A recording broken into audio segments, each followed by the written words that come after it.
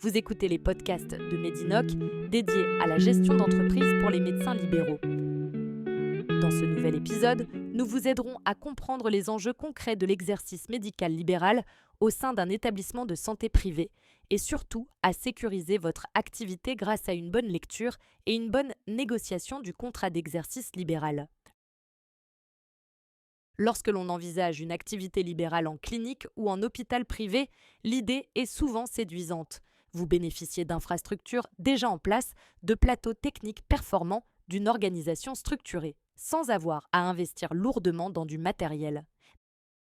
Mais cette forme d'exercice repose sur un élément central, parfois sous-estimé, le contrat d'exercice libéral. C'est lui qui fixe votre cadre de travail, vos droits, vos obligations et votre marge de manœuvre. Avant d'entrer dans le détail, précisons un point important. Dans cet épisode, nous parlons uniquement de l'exercice libéral en établissement privé. L'exercice en établissement public obéit à des règles très différentes, avec un statut de praticien hospitalier assimilé à celui de fonctionnaire. Ce n'est donc pas le sujet aujourd'hui. Concrètement, en établissement privé, vous restez médecin libéral indépendant. Vous signez un contrat avec la structure qui vous permet d'exercer votre spécialité en utilisant ses moyens matériels et humains. Ce contrat est obligatoirement écrit. Il doit être transmis au conseil départemental de l'ordre des médecins dans le mois suivant sa signature, ainsi que chacun de ses avenants. Dans la majorité des cas, ce contrat est conclu pour une durée indéterminée, même si des contrats à durée déterminée peuvent exister. Et surtout, il doit impérativement respecter les règles de déontologie médicale. Entrons maintenant dans le contenu du contrat. On y retrouve d'abord des clauses générales qui sont non négociables sur le fond, car elles protègent votre indépendance professionnelle. Par exemple, le contrat doit rappeler clairement votre liberté de prescription, le libre choix du médecin par le patient, le respect du secret professionnel, la continuité et la qualité des soins et l'absence de lien de subordination avec l'établissement. Autrement dit, vous n'êtes pas salarié de la clinique, vous exercez en toute autonomie médicale. Le contrat précise ensuite les obligations de l'établissement. Il peut s'agir par exemple de la tenue et de la conservation des dossiers médicaux, des modalités d'encaissement des honoraires ou de leur reversement, de la mise à disposition de services certifiés ou encore des politiques de sécurité, comme la lutte contre les infections nosocomiales ou les dispositifs de vigilance. Ces éléments sont essentiels pour sécuriser votre pratique au quotidien, même s'ils sont parfois relégués au second plan lors de la lecture du contrat. Viennent ensuite les clauses particulières, et c'est là que votre vigilance doit être maximale. Ces clauses relèvent de la liberté contractuelle, elles peuvent donc être négociées. On y trouve notamment les conditions concrètes d'exercice, locaux, matériels, personnel mis à disposition, la durée du contrat et ses modalités de renouvellement, les conditions de résiliation et de départ, l'existence éventuelle d'un droit d'entrée ou d'une redevance, et parfois des clauses d'exclusivité ou de non-concurrence. Prenons un exemple très concret.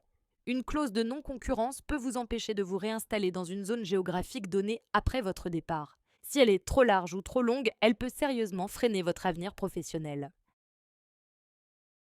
C'est pourquoi certains points méritent une attention toute particulière lors de la négociation. D'abord, la durée du contrat et ses conditions de rupture. Posez-vous la question suivante: si ma situation change, est-ce que je peux partir dans des conditions acceptables? Un préavis raisonnable, des pénalités limitées et des motifs de résiliation clairement définis sont essentiels. Ensuite, les clauses d'exclusivité et de non-concurrence. Sont-elles compatibles avec votre projet? Avec un exercice multisite, avec une évolution future de votre activité, ces clauses doivent toujours être proportionnées dans le temps et dans l'espace. Un autre sujet mérite vraiment que l'on s'y attarde, la question de la redevance. La redevance correspond à ce que vous versez à l'établissement en contrepartie des services fournis, accès au bloc opératoire, équipement, secrétariat, services informatiques, par exemple. Il est indispensable de savoir précisément ce que couvre cette redevance, ce qui reste à votre charge, et si des coûts supplémentaires peuvent s'ajouter.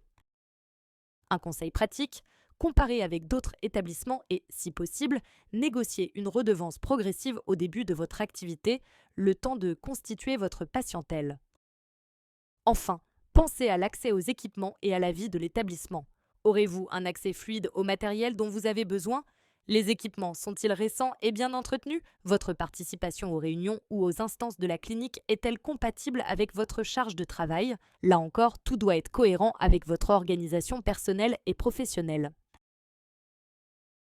Avant de conclure cette partie pratique, il y a un dernier point fondamental à rappeler. Même si vous exercez au sein d'un établissement, vous devez souscrire votre propre assurance de responsabilité civile professionnelle, souvent appelée RCP.